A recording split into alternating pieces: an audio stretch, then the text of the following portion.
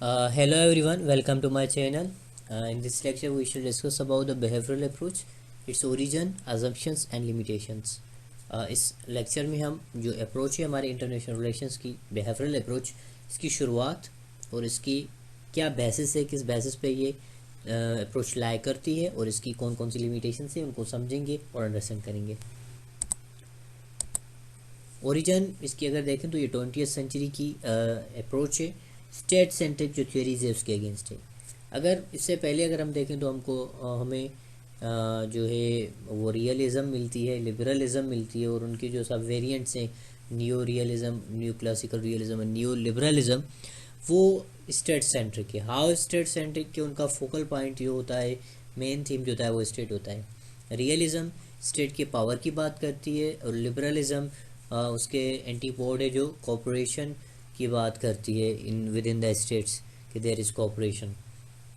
और जो रियलिज्म है वो कहती है कि स्टेट के बीच में कि स्ट्रगल फॉर पावर है। लेकिन इस थ्योरी ने क्या किया, वो बियॉन्ड दिस सीन गई और बिहेवियर्स पे गई और स्टेट्स के या उनके अंदर जो इंडिविजुअल्स है उनके बिहेवियर्स का इंटरनेशनल रिलेशन में कौन सा किरदार है, कौन सा रोल है।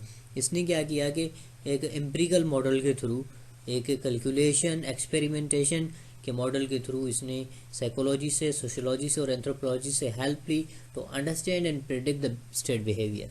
कि साइकोलॉजी क्वाइट इंपॉर्टेंट सब्जेक्ट है। उन्होंने कहा कि आजकल जितने भी इश्यूज़ हैं at that time they said के उसमें एक जो लीडर्स की साइकोलॉजी है, जो ह्यूमन साइकोलॉजी है, उसका बहुत बड़ा किरदार है।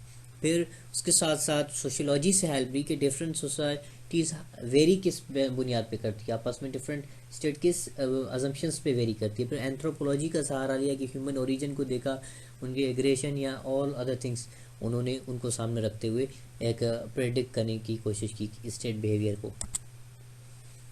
Further, it added scientific analysis and systematic observation and experimentation to find out changes in interstate interactions.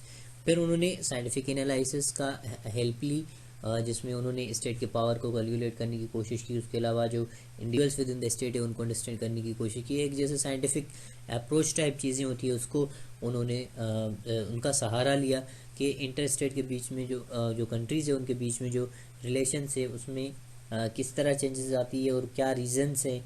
एक ग्राफ टाइप स्टडी बताई और उसके उन रिलेशंस को डिफाइन करने की कोशिश की।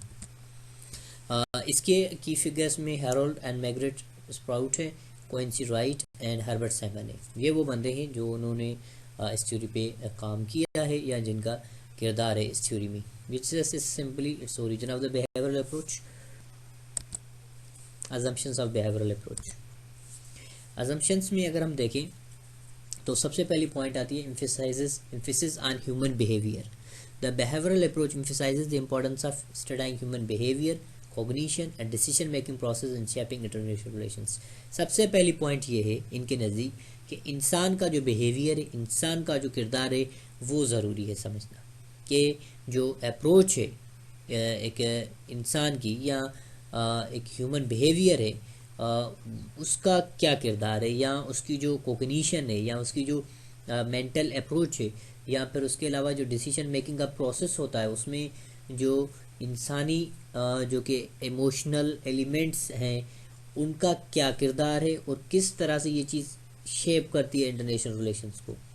क्योंकि अल्टीमेटली जो डिसीजंस मेकिंग प्रोसेस होता है वो तो इंडिविजुअल्स बेक के करते हैं। जो स्टेट्स हैं दे actually are not you could say कि living bodies, they are physical bodies and certain bodies that humans have decided. So human behavior का बहुत इम्पोर्टेंस है और उनका जो cognition है या decision making है that matters a lot in shaping international relations.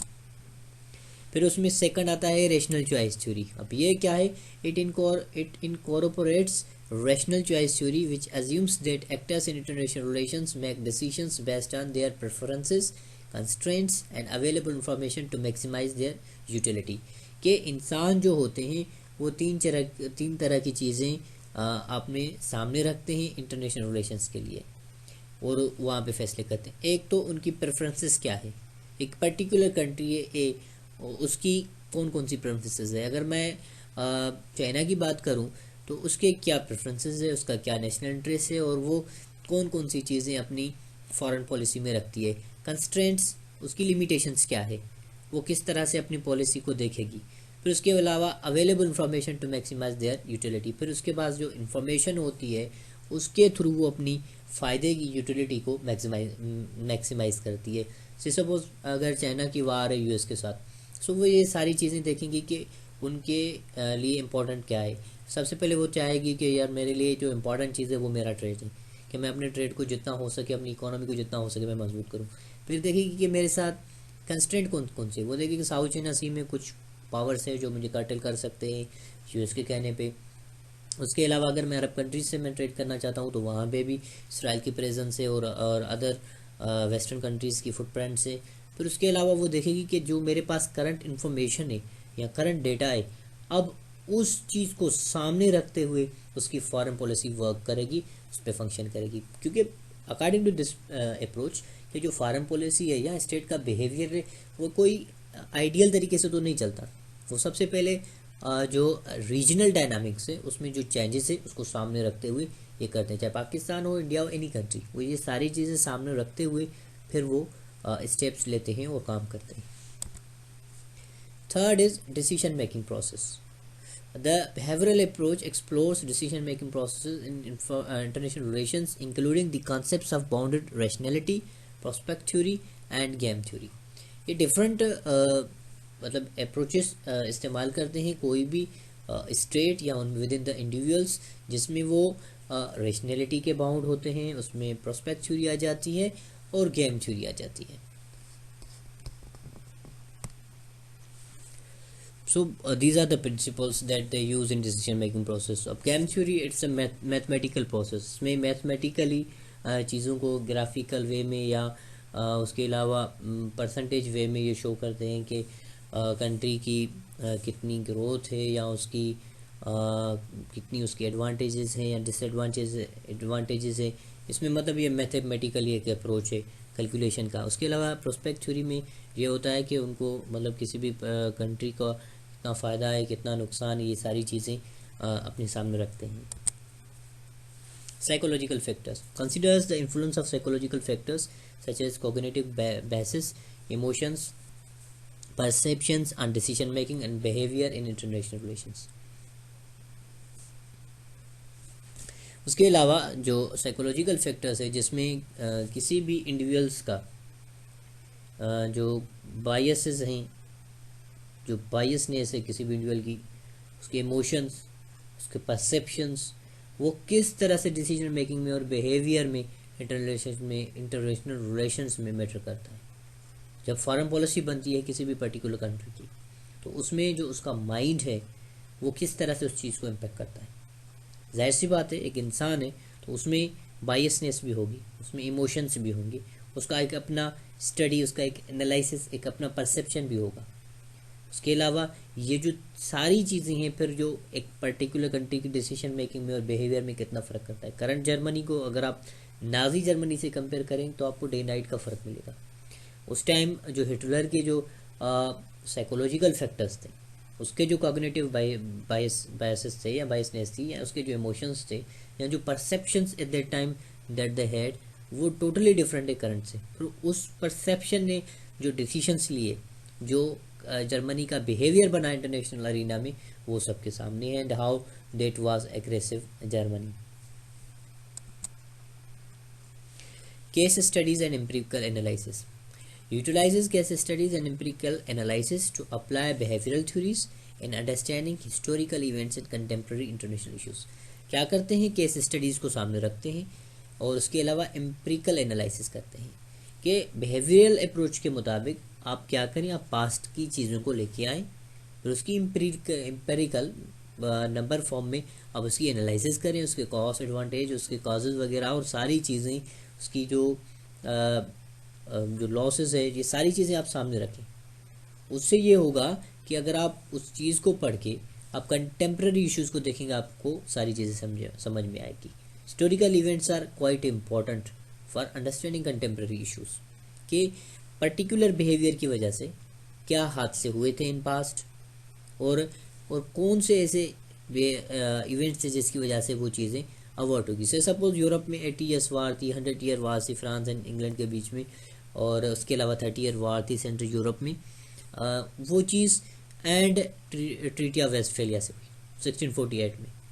आप उस वार को सामने रखें, करंट वार्स को सामने रखें कि देखिए अगर जो करंट वार है उसको भी आप किसी न किसी ट्रूस के थ्रू, किसी न किसी एग्रीमेंट के थ्रू आप ख़त्म कर सकते हैं। So it is very important कि आप जो रैशनल चॉइस है इंडिविजुअल्स की डिसीजन मेकिंग, उनके साइकोलॉजिकल फैक्टर्स, उनको ज़रूर सामने रखें कि अकॉर्डिंग टू देम। से सपोज ये 1990s की थ्योरी है, जब ये थ्योरी इमर्ज हुई तो उस time end of the cold war था, कि cold war about to end या एंड हो चुकी थी। एंड दे सेड कि देखिए it was also a decision of individuals, head of the US state, head of the Soviet Union, जिन्होंने बैठ के ये डिसीजन लिया कि okay now cold war is over.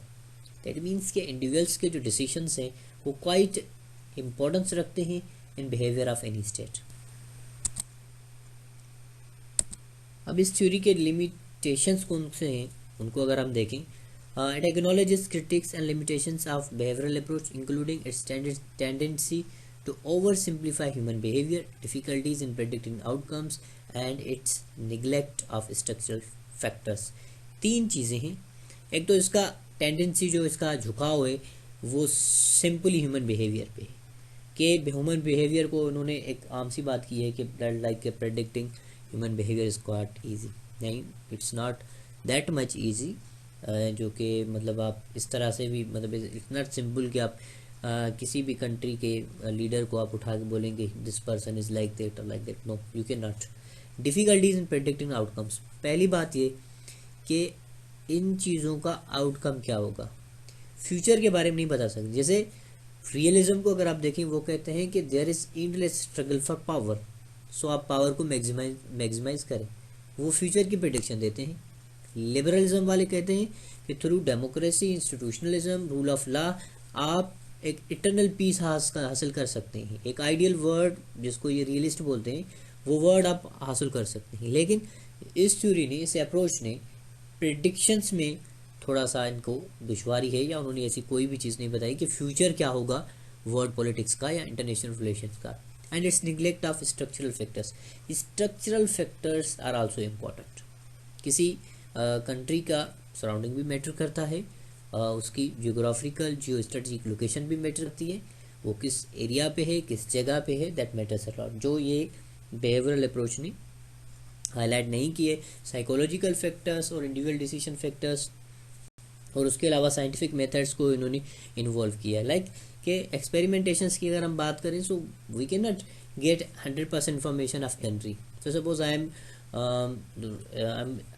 giving any kind of thesis about Great Britain or any European country, will they allow me to have 100% no information about them?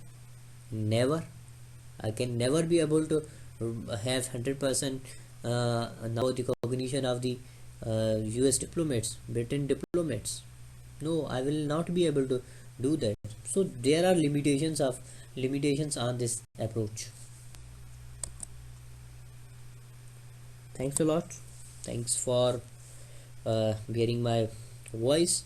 So to conclude, overall the behavioral approach offers valuable insights into the complexities of international relations by examining the underlying psychological processes and behavioral dynamics that influence the actions of the states and actors on the global stage.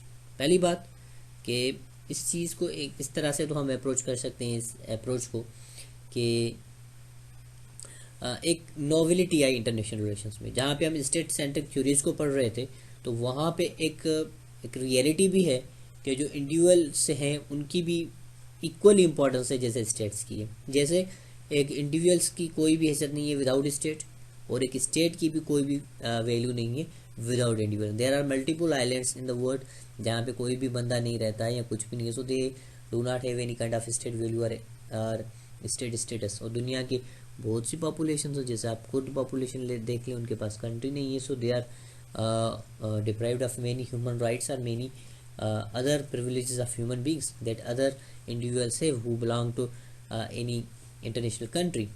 So ये चीज़ें काफ़ी importance रखती हैं। Overall ये human psychology और human behaviour पे काम करती है, और उसका जो रोल है स्टेट में स्टेट एक्शंस में किस तरह वो इन्फ्लुएंस करता है, इस पर इन्होंने काम किया है. So thank you very much. Goodbye till next time. See you soon with another lecture. Allah Hafiz. God bless you all. Kindly share, subscribe and my lecture.